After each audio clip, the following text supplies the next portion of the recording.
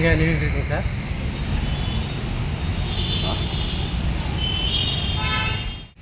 ஏன் சார் சோகமாக இருக்கீங்க சார் நீங்கள்? அது ஒன்றும் இல்லைப்பா, வீட்டில் அன்றைக்கி ஒரு சின்ன பிரச்சனை சார். இன்றைக்கி உங்களுக்கு சந்திராஷ்டமா சார்? என்ன சார் இப்போது அன்னைக்கிட்ட போய் சண்டை போட்டீங்க?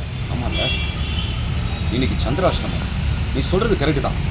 சந்திராஷ்டமம் அன்றைக்கி நம்ம எந்த ஒரு காரியத்திலையும் ஈடுபடக்கூடாது. ஏன் தெரியுமா? சந்திராஷ்டமன்றது அஷ்டம்னா 8. சந்திரன் நம்ம ராசிக்கு 8 வருது. அப்படி வரும்பொழுது அந்த சந்திரன் 8 வரும்பொழுது அது மறைவு ஸ்தானத்தில் நமக்கு கிளியர் கட்டாக இருக்காது. சந்திரனை தான் மனோகாரகன் சொல்லுவாங்க. மனோகாரகன்னா மனதுக்கு அதிபதி.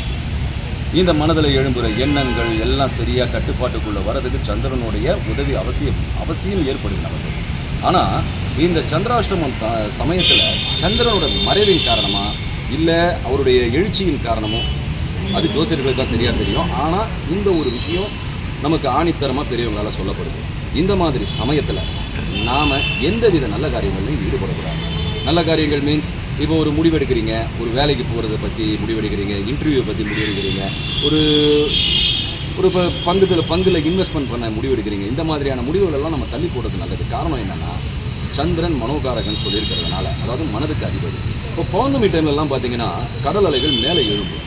ஏன்னா சந்திரனோட ஈர்ப்பு விசை காரணமாக அதோடைய எழுச்சி அதிகமாக இருக்கும். அந்த மாதிரி சமயத்தில் நமக்கும் இந்த சந்திராஷ்டம நேரத்தில் நம்மளுடைய மனதின் அதிபதியாக அவன் இருக்கிறதுனால அவனுடைய மறைவின் பொருட்டோ இல்லை அவனுடைய எழுச்சியின் பொருட்டோ நம்மளுடைய எண்ணங்கள் சிதறடையும். ஒரு சரியான முடிவை நமக்கு அந்த சமயத்தில் எடுக்க முடியாது. மனக்குழப்பங்கள் அதிகமாக இருக்கும், பதட்டங்கள் அதிகமாக இருக்கும். இந்த பதட்டங்கள் அதிகமாக இருக்கிற நேரத்தில் நாம் ஒரு நல்ல முடிவை எடுத்தோம்னா கண்டிப்பாக அந்த முடிவை எட்ட முடியாது இல்லையா? அதனால தான் பெரியவங்க நமக்கு இதை சொல்லியிருக்காங்க. சரி, அந்த மாதிரி சமயத்தில் உங்களோட பயணங்களை தள்ளி போடு. ஏன்னா பயணங்கள் நல்ல மனநிலையில் இருந்தால்தான் இனிமையாக அமையும். அந்த மாதிரி குழப்பமான சமயத்தில் நம்ம பயணம் பண்ணும்பொழுது நமக்கு தேவையில்லாத பிரச்சனைகள் தான் வர செய்யும். நீ சொன்னது கரெக்ட் தான் ரகு.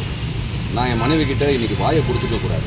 அவங்க பேசினாலும் நான் பாட்டுக்கு எதுவும் இல்லாமல் அமைதியாக போயிருந்தேன்னா நான் அவங்க பேச்சுக்கு எதிர்பேச்சு பேசி அவங்களையும் நான் கோவப்படுத்தி அவங்கக்கிட்டே தான் அந்த கோபமான அந்த ஆக்ரோஷமான பதிலெல்லாம் நான் எதிர்பார்த்ததுனால தான் இப்போ நான் இந்த மனக்குழப்பத்தில் இங்கே நின்றுட்டுருக்கேன்.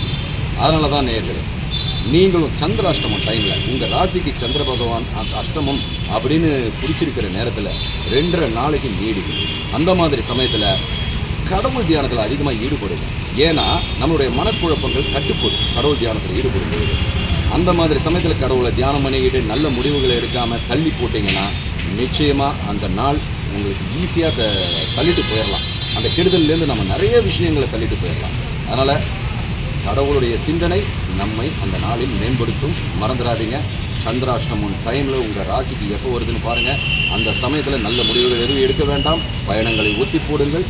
எந்த முடிவாக இருந்தாலும் அந்த 2 நாள் கழித்து நம்ம பண்ணிக்கலாம். நன்றி, வணக்கம், ஜெய் ஹிந்த்.